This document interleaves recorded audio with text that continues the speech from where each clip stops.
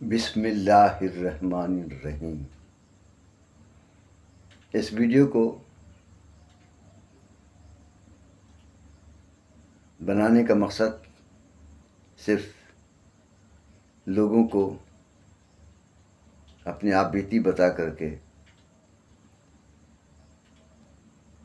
कि दंगे और फसाद से इंसान को नुकसान के सिवा कुछ भी नहीं, लेकिन उस दंगे और फसाद में भी कुछ लोग ऐसे होते हैं जो मोहब्बत के नाम पर फ़िदा होते।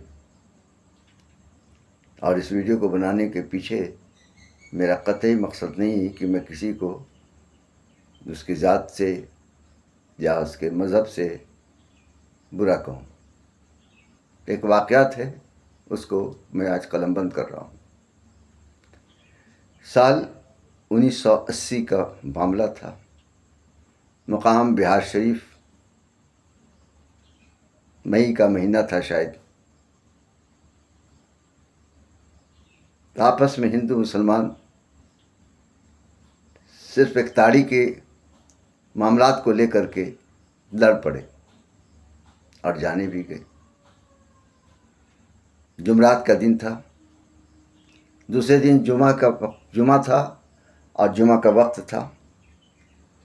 मस्जिद में इमाम साहब ने हाथे बांध ली, अल्लाह अकबर का करके हाथे बांध ली थी।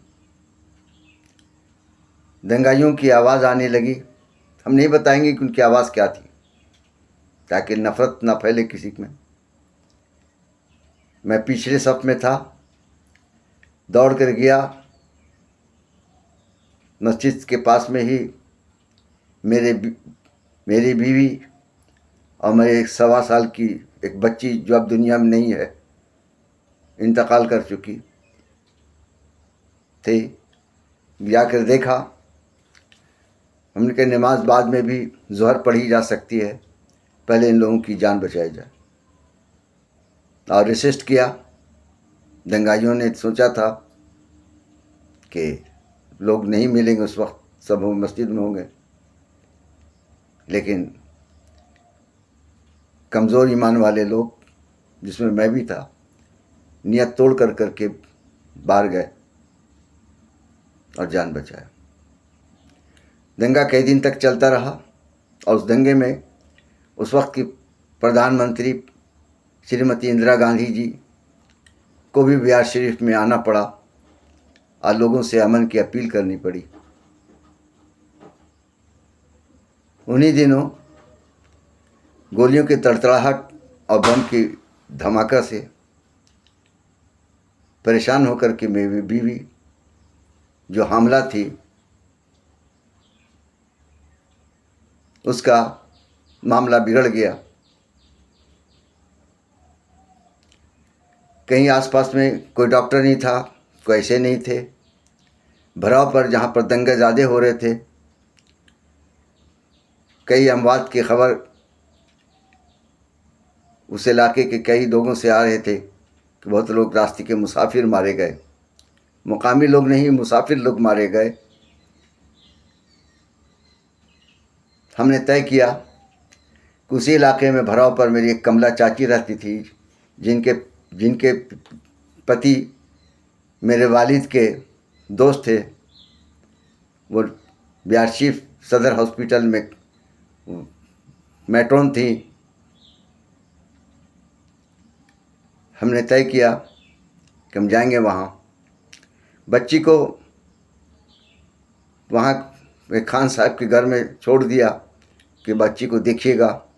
लोग मना करते रहे, ना जाइए, मौत की खबरें आ रही हैं, कत्ल की खबरें आ रही हैं।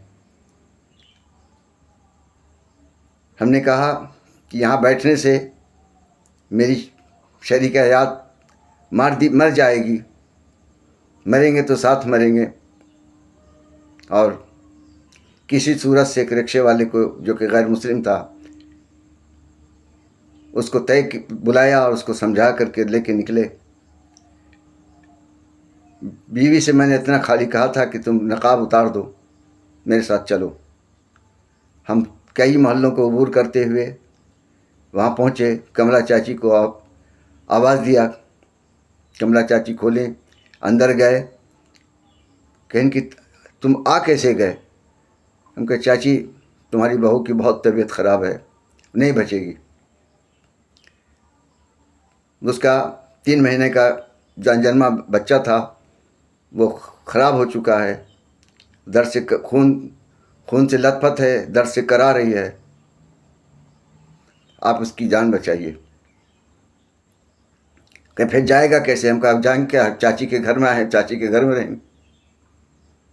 उन्होंने बहरहाल उसका ट्रीटमेंट किया और कमला चाची ने सब कुछ जब शांत हो गया, जब कर्फ्यू में ढील हुई, तब जाके किसी और को बुला करके हम लोगों को फिर हमारे घर तक पहुंचवाया।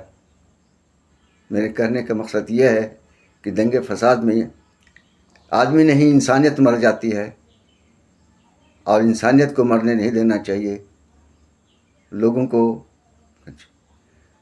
अगर हम दोनों मर भी गए होते तो मेरी बच्ची, मेरे घर वाले तो एक्सेप्ट नहीं किया था मेरी शादी को। मेरी बच्ची खान साहब के घर में रहती, जिनका भाई जो है टाटा के दंगे में मारा जा चुका था, शकील उनका बेटा उसी घर में रहता था। बहरहाल मेरे कहने का मकसद यह है कि लोगों को अमन सुकून के साथ रहना चाहिए और सब्र और वफ़ा का दामन नहीं छोड़ना चाहिए। फ़कत वस्सलाम।